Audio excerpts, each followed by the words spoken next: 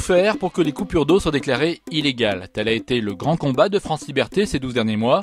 Un combat que nous avons relayé ici même dans Monde Solidaire. Une mobilisation qui a payé puisque de procès en procès et après de longs débats à l'Assemblée nationale et au Sénat, la loi Brottes, qui interdit les coupures d'eau, a été validée définitivement par le Conseil constitutionnel au mois de mai.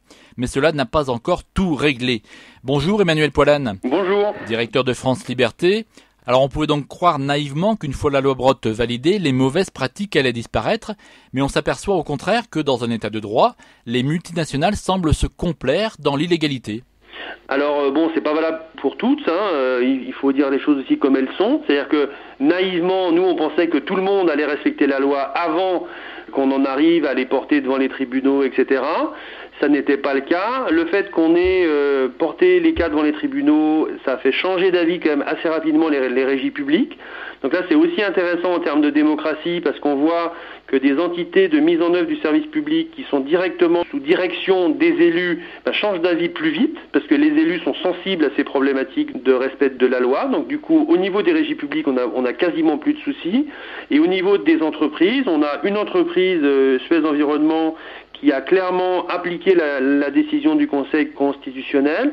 Et puis on a Veolia et l'Assor qui se comportent aujourd'hui comme des bandits de grand chemin. C'est-à-dire que à partir du moment où les personnes n'ont pas la capacité de se porter devant la justice, c'est plus rentable pour eux d'être hors la loi que de respecter la loi. Donc ils font en sorte d'avoir des verbiages qui disent qu'ils respectent la loi, quitte à perdre devant les tribunaux, mais la réalité est bien celle-là, c'est la loi du plus fort. Et donc si vous êtes suffisamment riche et dégourdi pour aller devant la justice, vous gagnerez à coup sûr. Mais Veolia s'en fiche parce que pour elle c'est un business de plusieurs millions d'euros par an. Et de toute façon, c'est pas les quelques cas devant la justice qui remettront en question ce business-là. Donc c'est vrai que là, on en appelle nous au ministre de l'Intérieur, au président de la République. Mais aujourd'hui, la loi française ne permet pas de porter plainte contre Veolia pour non-respect de la loi. Donc il faut attaquer cas après cas en espérant qu'un jour on ait suffisamment d'impact pour que Veolia accepte simplement de respecter la loi. Alors ces coupures peuvent paraître aux yeux de certains comme anecdotiques, et pourtant on parle bien là de respect de la dignité humaine. Oui, puis on parle de notre démocratie, c'est-à-dire que une société qui ne partage pas son eau entre ses citoyens, c'est plus une société. Donc l'accès à l'eau, c'est ça. Quand on dit mettre en œuvre le service public de l'eau, c'est permettre à chacun de vivre dignement où qu'il soit, dans notre pays et évidemment ailleurs à l'international. Donc c'est un enjeu sociétal premier, c'est-à-dire qu'il n'y a pas plus important, il n'y a pas plus vital que l'eau. Mais derrière ça, c'est la question de la démocratie, c'est-à-dire que à partir du moment où un acteur économique est suffisamment riche pour se dire je peux faire ce que je veux parce que de toute façon j'aurai toujours les moyens d'aller devant les tribunaux, de payer ce que je dois en termes d'amende et que ça remet pas en question l'ensemble de mon process économique qui va me rapporter plus que ce que vont me coûter les différentes amendes, on est dans un espace de non-droit.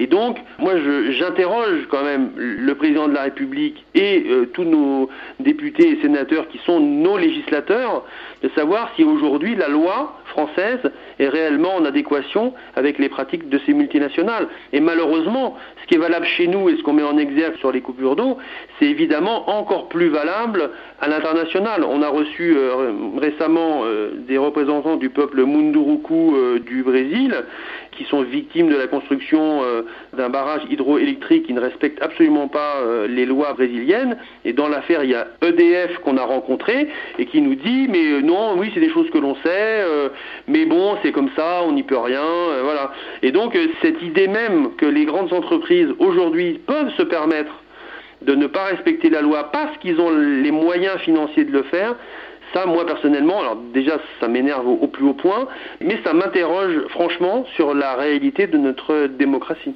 Et comme vous le disiez dans votre édito du mois de juillet, ces contournements de la loi en disent long sur le modèle de société qui semble vouloir s'imposer. Effectivement, je réagissais à ce moment-là à ce qui s'était passé sur Uber Pop et la réaction des taxis qui était très violente, c'est-à-dire que quand on est dans une société dont les acteurs les plus riches et les plus puissants ne respectent pas la loi, on va forcément vers des dérives globales. C'est-à-dire que pourquoi un citoyen lambda respecterait-il la loi si une multinationale qui se doit de respecter la loi, qui a des services juridiques qui remplissent des immeubles entiers et qui connaissent parfaitement les lois ne les respectent pas d'eux-mêmes, ça veut dire qu'on marche à l'envers.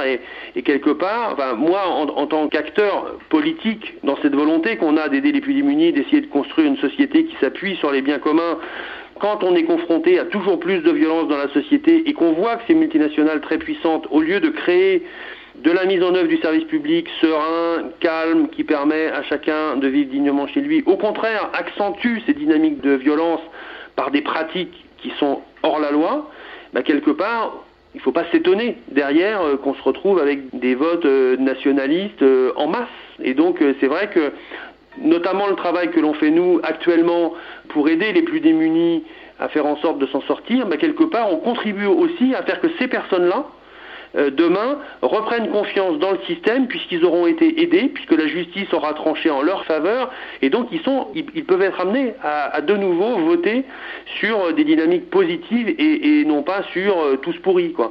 Donc c'est en ça que nous on est très inquiets de l'attitude des multinationales et qu'on espère vraiment qu'elles vont se ressaisir et qu'elles vont imaginer mettre en œuvre le service public de l'eau autrement que ce qu'elles ne le font pour le moment. Et l'on regardera en détail à l'automne les jugements qui doivent être rendus dans plusieurs affaires. Merci Emmanuel Poilane. Merci à vous. Monde solidaire à retrouver sur fréquenceterre.com. Philippe Bourri, Fréquence Terre. Retrouvez et podcastez cette chronique sur notre site fréquenceterre.com.